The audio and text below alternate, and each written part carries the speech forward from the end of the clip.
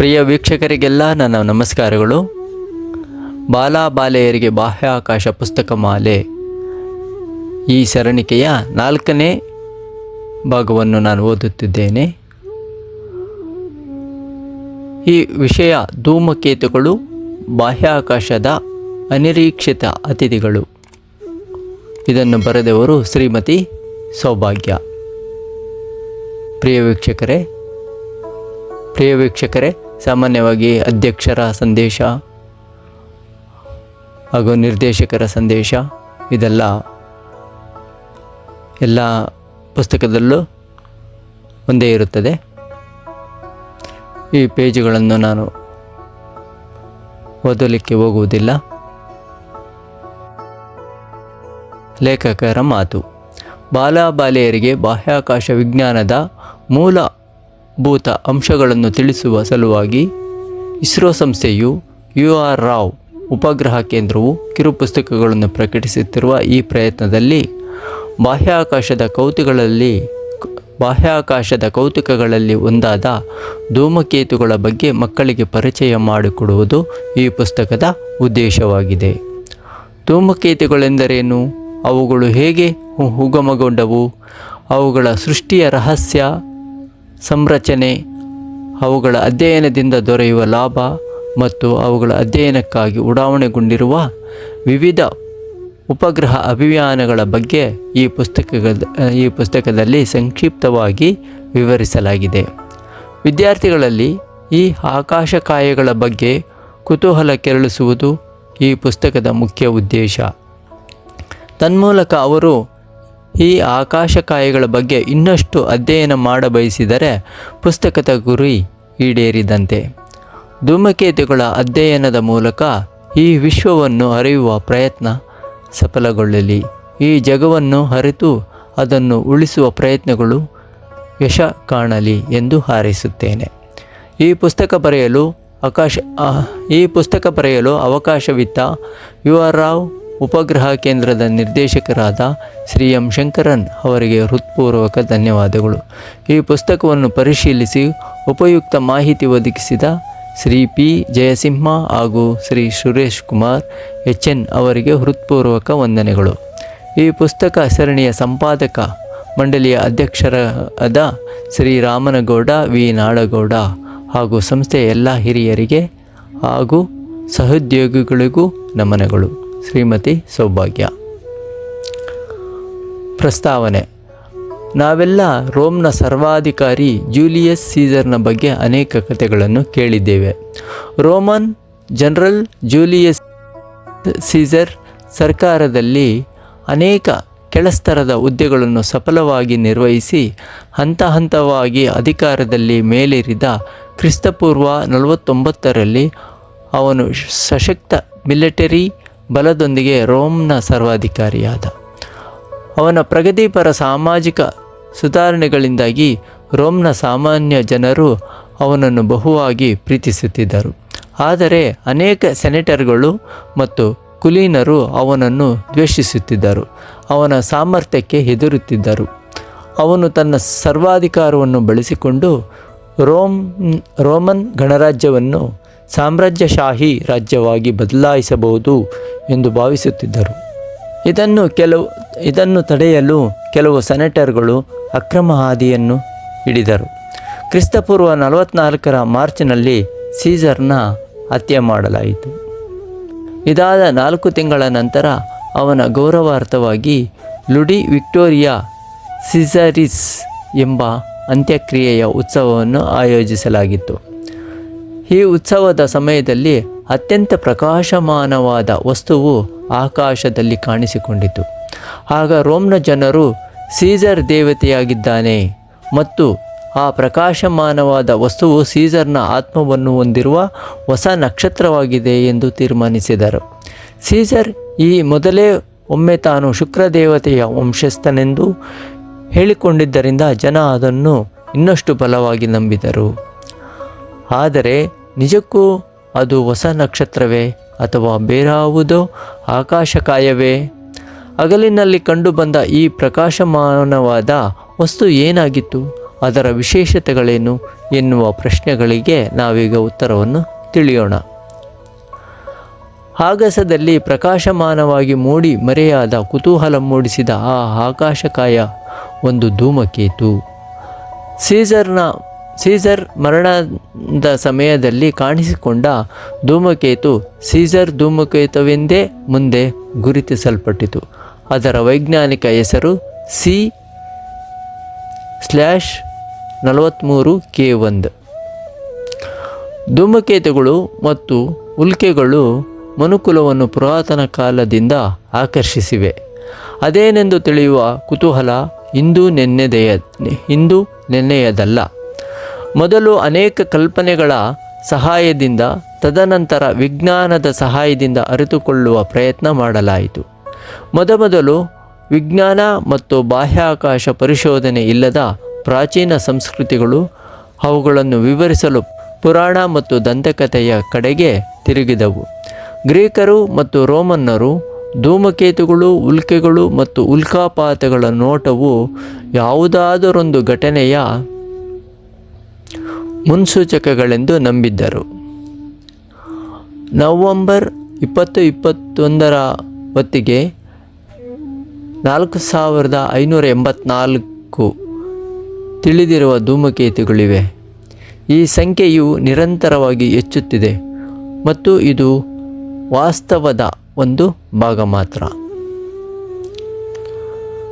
ಮುನ್ಸೂಚಕಗಳೆಂದು ನಂಬಿದರು. ಒಳ್ಳೆಯ ಅಥವಾ ಕೆಟ್ಟ ಘಟನೆ ಸಂಭವಿಸಿದೆ ಅಥವಾ ಸಂಭವಿಸಲಿದೆ ಎನ್ನುವುದರ ಸಂಕೇತಗಳೆಂದು ಭಾವಿಸಿದ್ದರು. ಧೂಮಕೇತುವಿನ ಆಗಮನವು ಮಹಾನ್ ವ್ಯಕ್ತಿಯ ಜನ್ಮವನ್ನು ಸೂಚಿಸುತ್ತದೆ ಎಂದು ಭಾವಿಸಿದ್ದರು. ಪರ್ಷಿಯನ್ ಮಾಗಿಗಳು ಅಂದರೆ ಪೂಜಾರಿಗಳು ನವಜಾತ ಯೇಸುವನ್ನು ನೋಡಲು ಹೊರಟಾಗ ಅವರಿಗೆ ನಕ್ಷತ್ರವೊಂದು ಆಕಾಶದಲ್ಲಿ ಬೆತ್ಲೆಹೇಮ್ಗೆ ಸಾಗುವುದು ಕಾಣಿಸುತ್ತದೆ. ಆ ನಕ್ಷತ್ರವು ಕೂಡ ಧೂಮಕೇತು ಎಂದು ಒಂದು ವರ್ಗ ವಾದಿಸುತ್ತದೆ. ಪ್ರಪಂಚದಾದ್ಯಂತ ಅನೇಕ ಸಂಸ್ಕೃತಿಗಳಲ್ಲಿ ಧೂಮಕೇತುಗಳ ನೋಟವು ಕೆಟ್ಟ ಶಕುನವೆಂದು ಭಾವಿಸಲಾಗಿದೆ. ಕ್ರಿಸ್ತಪೂರ್ವ 300ರಲ್ಲಿ ಬರೆದ ಪುರಾತನ ಚೀನಿ ಪುಸ್ತಕದಲ್ಲಿ ಧೂಮಕೇತುಗಳ ಆಗಮನವು ಯುದ್ಧಗಳು, ಪ್ರಬಲ ನಾಯಕರ ಅಧಿಕಾರ ಪತನ, ಸಾವಿಗೆ ಕಾರಣವೆಂದು ವಿವರಿಸಲಾಗಿದೆ. ಅಲ್ಲದೆ ಧೂಮಕೇತುಗಳು ತಿಮಿಂಗಿಲಗಳ ನಿಗೂಢ ಸಾವು ಮತ್ತು ಅಗತ್ಯ ವಸ್ತುಗಳಾದ ಅಕ್ಕಿ, ಉಪ್ಪು, ಮೀನು ಮುಂತಾದ ಪದಾರ್ಥಗಳ ಕೊರತೆಯಂತಹ ವಿವಿಧ ವಿಪತ್ತುಗಳಿಗೆ ಕೂಡ ಕಾರಣೀಭೂತವೆಂದು ಹೇಳಲಾಗಿದೆ. ಹ್ಯಾಲಿ ಧೂಮಕೇತುವಿನ ಆಗಮನವನ್ನೊಂದು ಅತಿ ದೊಡ್ಡ ಅಪಶಕುನವೆಂದು ನಂಬಲಾಗಿತ್ತು. ಆ ಕಾರಣದಿಂದಲೇ ಇಂಗ್ಲೆಂಡ್ ಅನ್ನು ವಿಲಿಯಂ ದಿ ಕಾಂಕರರ್ ವಶಪಡಿಸಿಕೊಂಡನು ಎಂದು ನಂಬಲಾಗಿದೆ. ಕಾಕತಾಳೀಯವೆನ್ನುವಂತೆ ಹ್ಯಾಲಿ ಧೂಮಕೇತುವಿನ ಆಗಮನದ ವರ್ಷದಲ್ಲಿ ಜಂಗೀಸ್ ಖಾನ್ ಪಾಶ್ಚಿಮಾತ್ಯ ಪ್ರಪಂಚದ ಮೇಲೆ ದಾಳಿ ಮಾಡಿದನು. ಧೂಮಕೇತುವಿನ ಗೋಚರಿಸುವಿಕೆ ಪ್ರಪಂಚದ ಅಂತ್ಯದ ಸೂಚಕವೆಂಬ ಕಲ್ಪನೆ ಅನೇಕ ಧರ್ಮಗಳಲ್ಲಿತ್ತು. ಇದು ಎಲ್ಲಿಯವರೆಗೆ ಬೇರು ಬಿಟ್ಟಿತೆಂದರೆ ಹ್ಯಾಲಿ ಧೂಮಕೇತು ಗೋಚರಿಸುವ ವಿಷಯ ತಿಳಿದು ಕ್ರಿಸ್ತಶಕ 1909ರಲ್ಲಿ ಅನೇಕ ಜನರು ಖಿನ್ನತೆಯಿಂದ ಬಳಲಿದರು. ಅವರನ್ನು ಔಷಧಗಳ ಸಹಾಯದಿಂದ ಉಪಚರಿಸಬೇಕಾಗಿ ಬಂದಿತು. ಭಾರತೀಯರಲ್ಲೂ ಕೂಡ ಧೂಮಕೇತುಗಳ ಬಗ್ಗೆ ಇಂತಹ 10 ಹಲವು ನಂಬಿಕೆಗಳಿದ್ದವು. ಪುರಾಣ ಪ್ರಸಿದ್ಧ ಮಹಾಭಾರತ ಯುದ್ಧಕ್ಕೂ ಧೂಮಕೇತುವೇ ಕಾರಣವೆಂದು ನಂಬಲಾಗಿತ್ತು. ಕಂಸನ ವಧೆಯ ಸಂದರ್ಭದಲ್ಲೂ ಧೂಮಕೇತು ಗೋಚರಿಸಿತ್ತು ಎಂದು ಹೇಳಲಾಗಿದೆ.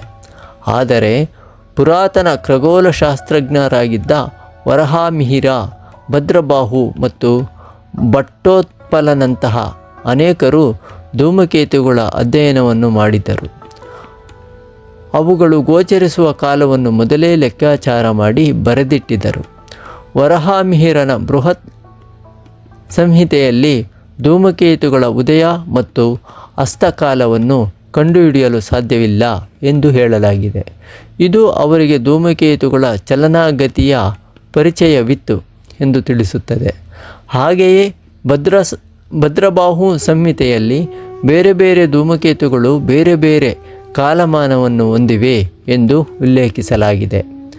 ಹಾಗೆಯೇ ನೂರಾರು ಧೂಮಕೇತುಗಳಿವೆ ಎಂದು ಉಲ್ಲೇಖಿಸಲಾಗಿದೆ.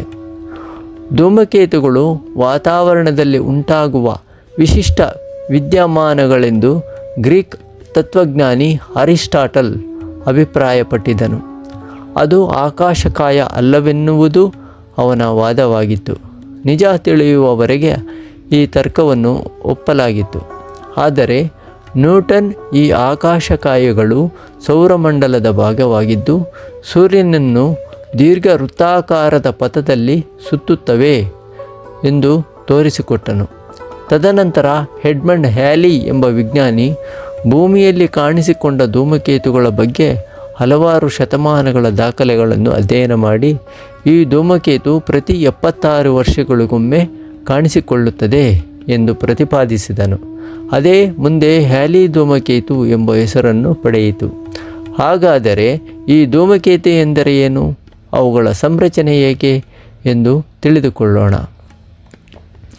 ಧೂಮಕೇತು ಪದದ ಅರ್ಥ ಸಂಸ್ಕೃತ ಮೂಲದ ಧೂಮಕೇತು, ಧೂಮ ಮತ್ತು ಕೇತು ಎಂಬ 2 ಪದದಿಂದ ಮಾಡಲ್ಪಟ್ಟಿವೆ. ಧೂಮ ಎಂದರೆ ಹೊಗೆ ಮತ್ತು ಕೇತುವೆಂದರೆ ಧ್ವಜ. ಸಂಸ್ಕೃತ ಪಠ್ಯಗಳಲ್ಲಿ ಉಲ್ಕೆ ಮತ್ತು ಧೂಮಕೇತುವನ್ನು ಧೂಮಕೇತು ಎಂದು ಉಲ್ಲೇಖಿಸಲಾಗಿದೆ. ಆಂಗ್ಲ ಭಾಷೆಯ ಕಾಮೆಟ್ ಪದ ಗ್ರೀಕ್ ಮೂಲವನ್ನು ಹೊಂದಿದ್ದು ಉದ್ದನೆಯ ಕೂದಲು ಎಂಬ ಅರ್ಥವನ್ನು ಹೊಂದಿದೆ. ಸೂರ್ಯನ ಸುತ್ತ ಪರಿಭ್ರಮಿಸುವ ಸಣ್ಣ ಆಕಾಶಕಾಯಗಳನ್ನು ಕ್ಷುದ್ರಗ್ರಹ, ಧೂಮಕೇತುಗಳು ಮತ್ತು ಉಲ್ಕೆಗಳೆಂದು 3 ವಿಧವಾಗಿ ವಿಂಗಡಿಸಬಹುದು. 10 ಮೀಟರ್ಗಳಿಗಿಂತ ಚಿಕ್ಕದಾಗಿರುವ ಆಕಾಶಕಾಯಗಳನ್ನು ಉಲ್ಕೆಗಳೆಂದು ಕರೆಯುತ್ತಾರೆ. ನೈಸರ್ಗಿಕವಾಗಿ ಉಗಮಗೊಂಡಿರುವ ಗಾತ್ರದಲ್ಲಿ ಉಲ್ಕೆಗಳಿಗಿಂತ ದೊಡ್ಡದಿರುವ ಹಾಗೂ ಗ್ರಹಗಳಿಗಿಂತ ಚಿಕ್ಕದಿರುವ ಸಣ್ಣ ಘನ ವಸ್ತುಗಳನ್ನು ಕ್ಷುದ್ರಗ್ರಹಗಳೆಂದು ಕರೆಯುತ್ತಾರೆ. ಇವು ವಾತಾವರಣವನ್ನು ಹೊಂದಿರುವುದಿಲ್ಲ. ಹಾಗೆಯೇ ಯಾವುದೇ ರೀತಿಯ ಧೂಳು ಮತ್ತು ಅನಿಲಗಳನ್ನು ಇವು ಹೊರಸೂಸುವುದಿಲ್ಲ. ಧೂಳಿನಿಂದ ಕೂಡಿರುವ ವಾಯುಮಂಡಲ ಮತ್ತು ತಲೆ ಕೂದಲನ್ನು ಹೋಲುವ ಬಾಲವನ್ನು ಹೊಂದಿರುವ ಆಕಾಶಕಾಯಗಳನ್ನು ಧೂಮಕೇತುಗಳೆಂದು ಕರೆಯುತ್ತಾರೆ. ಕ್ಷುದ್ರಗ್ರಹಗಳು ಮಂಗಳ ಮತ್ತು ಗುರುಗ್ರಹಗಳ ನಡುವೆ ಇರುವ ಕ್ಷುದ್ರಗ್ರಹಗಳ ಪಟ್ಟಿಯಲ್ಲಿ ಕಾಣಸಿಗುತ್ತವೆ. ಆದರೆ ಧೂಮಕೇತುಗಳು ಸೌರವ್ಯೂಹದ ಹೊರಭಾಗದಿಂದ ಅಂದರೆ ನೆಪ್ಚ್ಯೂನ್ನ ಆಚೆಯಿಂದ ಬರುತ್ತವೆ. ಚಿತ್ರ 1ರಲ್ಲಿ ವಿವಿಧ ಆಕಾಶಕಾಯಗಳ ಪರಿಚಯ ಮಾಡಿಕೊಡಲಾಗಿದೆ.